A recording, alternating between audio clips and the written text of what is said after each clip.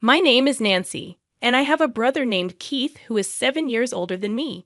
Keith has always been really smart, doing well in school from a young age. He graduated from a fancy high school and university, making our parents super proud. But as he got older, it seemed like all the praise and expectations messed with his personality. After he finished university, he decided to move out, saying he couldn't stand our boring home anymore. When he left, he made a sarcastic comment about our mundane life, and I'll never forget the shock and sadness on our parents' faces. It made me mad because I never stood out like him in school, but I still valued our family. We all owe our lives to our parents' support, and I wished he felt the same way. In high school, I realized how important family warmth and love are. Strangely, my brother didn't seem to feel that love. Our parents had been there for us with endless love, but he saw them as ordinary.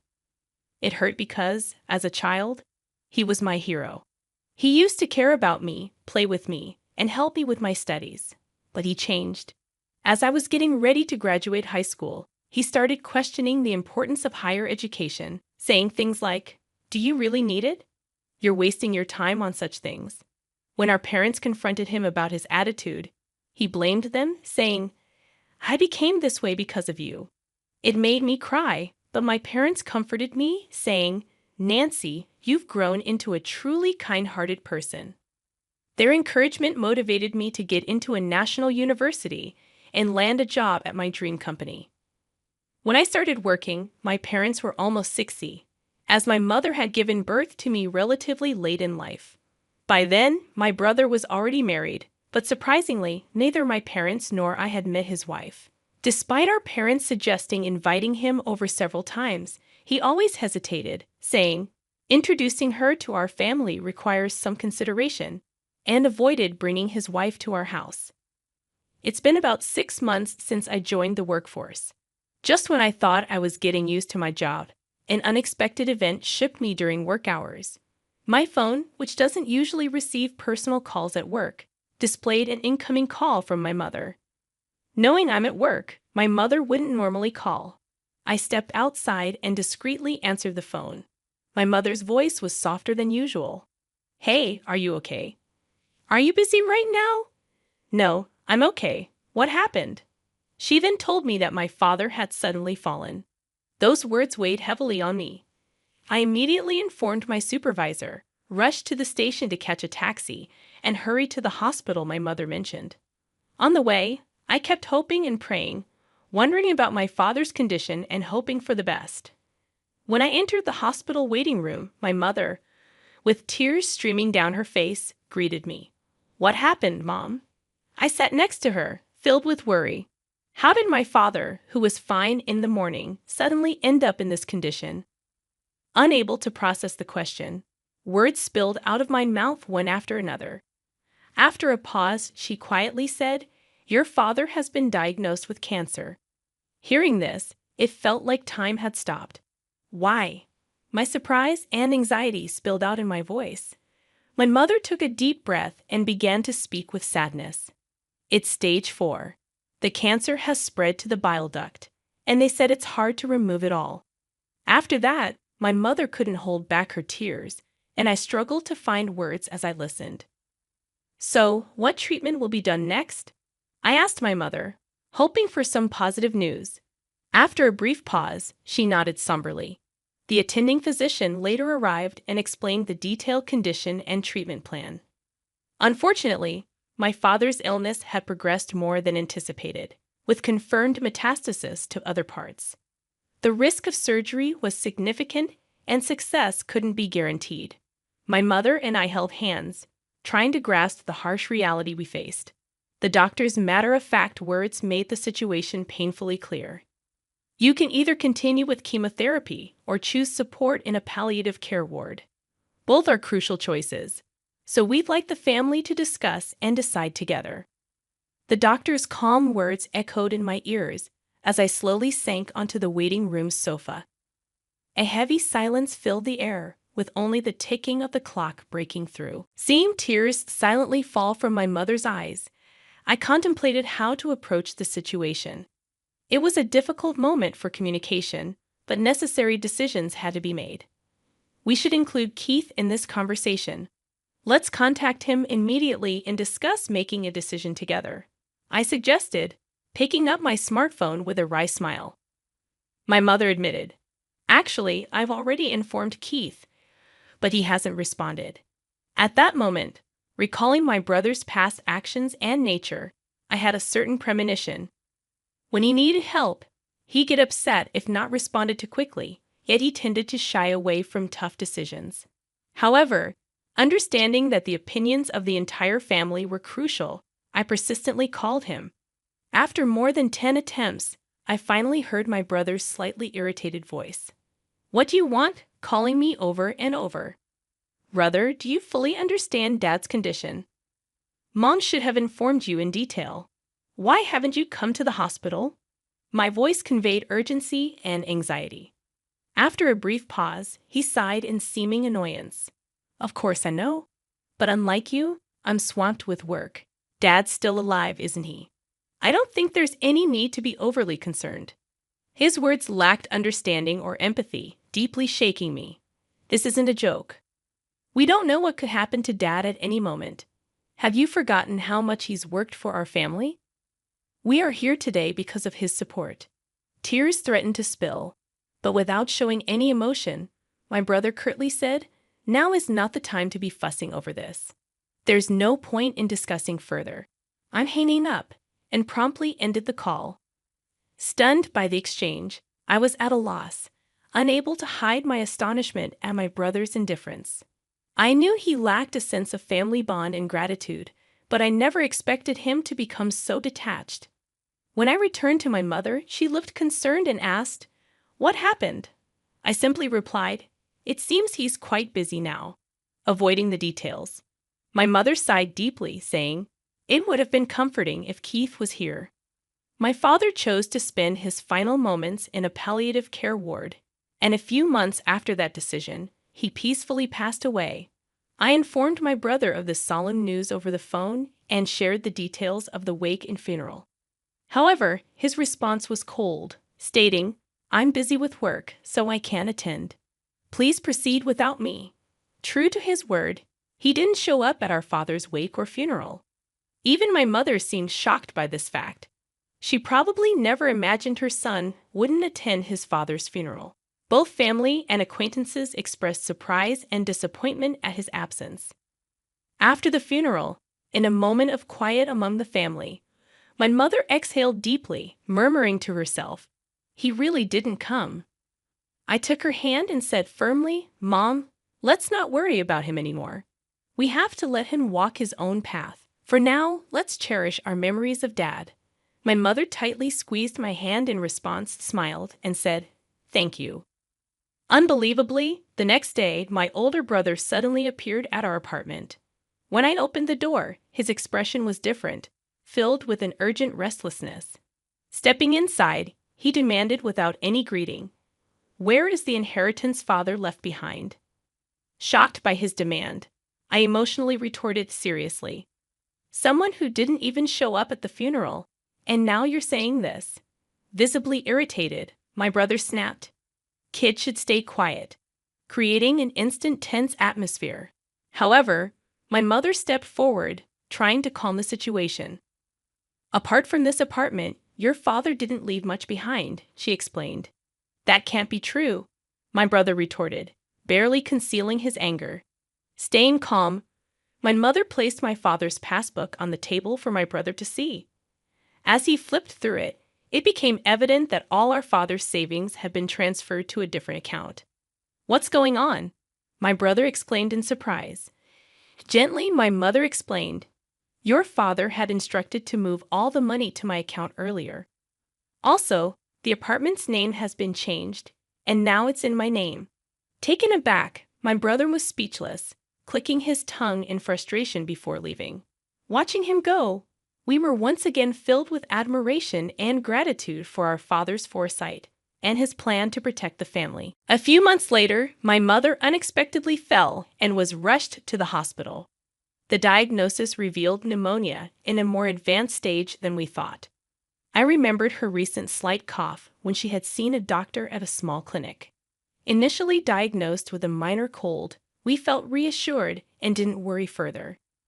However, detailed examinations at a major hospital disclosed her condition was much more severe than anticipated, giving her only about 3 months to live.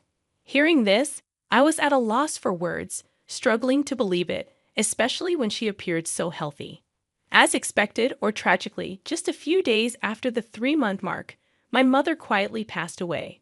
The space without her was filled with an indescribable stillness and sorrow. Why didn't I know this sooner? Why didn't I take her to a bigger hospital immediately? Filled with guilt and grief, I shed tears countless times. Even after hearing about my mother's passing, there was no sign of my brother coming to our house.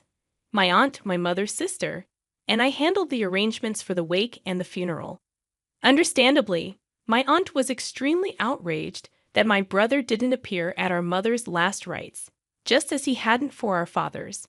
However, expecting or saying anything to my brother felt meaningless after recalling his past actions. However, a few days after the funeral, my brother reappeared, accompanied by his wife, whom we were meeting for the first time, as my aunt and I were sorting out the heirlooms. Where's Mom's inheritance? She must have left something, right? Right from the start, that was my brother's concern. I was both shocked and dumbfounded, and my aunt, equally stunned, stared at him in disbelief.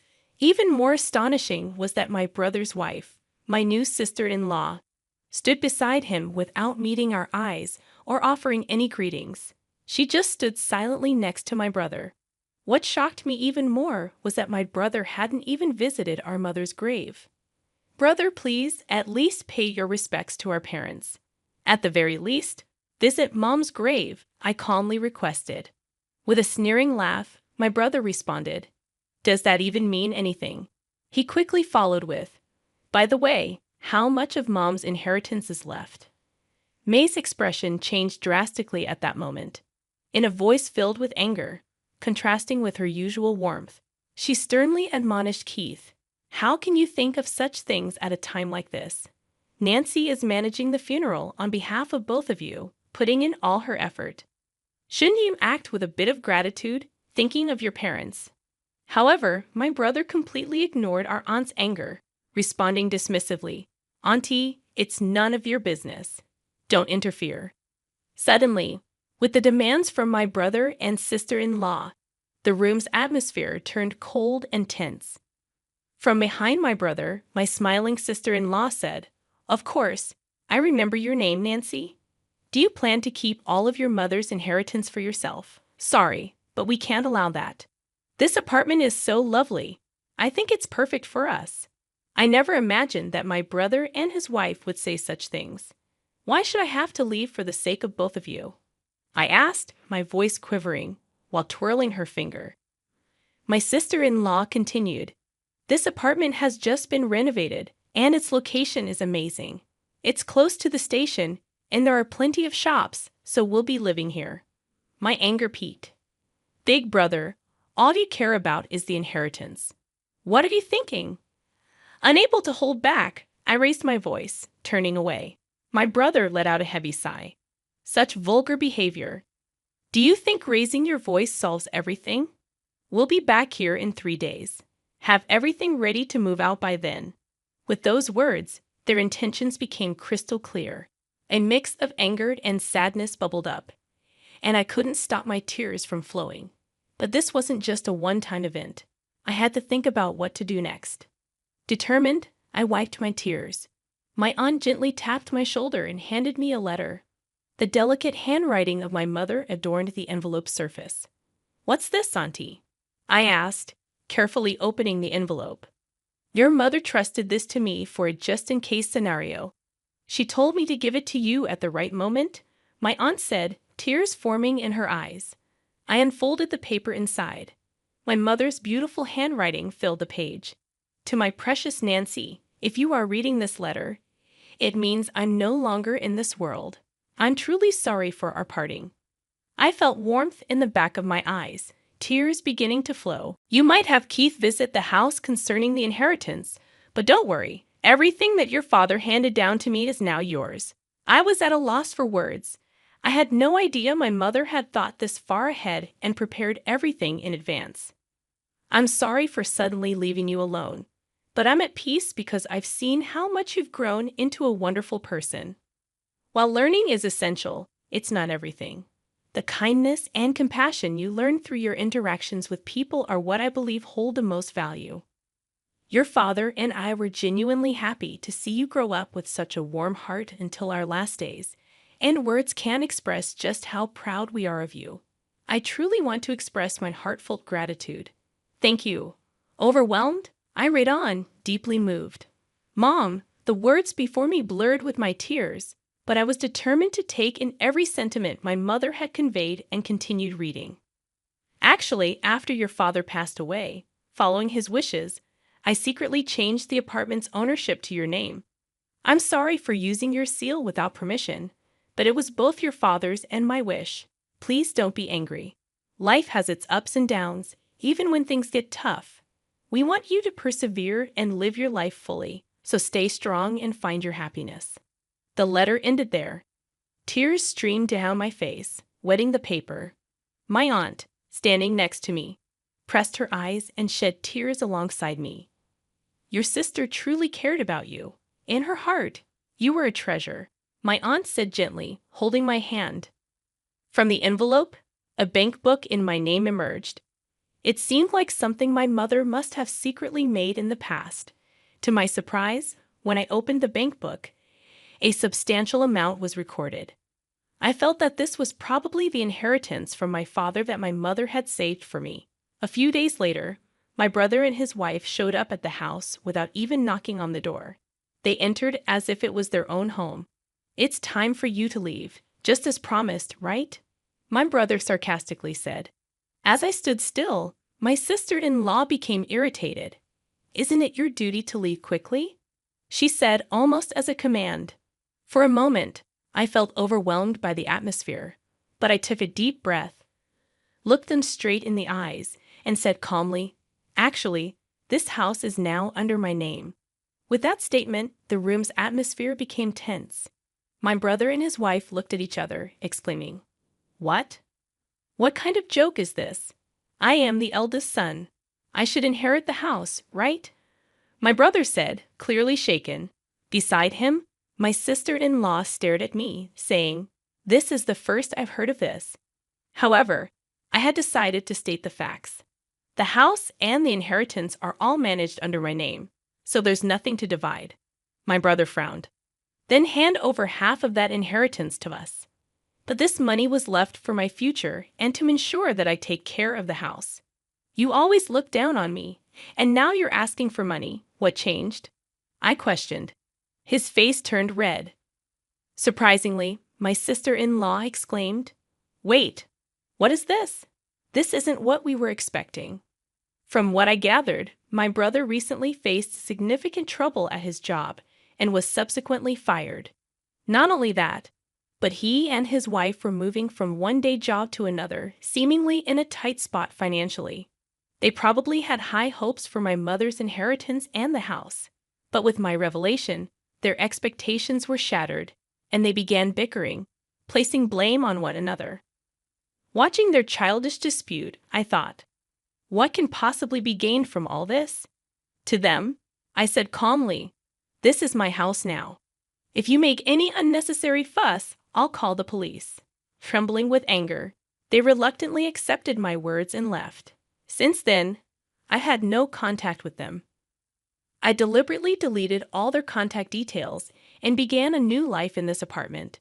This apartment is my treasure, filled with memories of my father and mother. Now I have a loving partner by my side. We plan to build a new family in this apartment. He respects my decision and proposed that we take the first step of our new life here. Our future is bright, and I want to pass on the warm love my parents gave me to the children we will have in the future.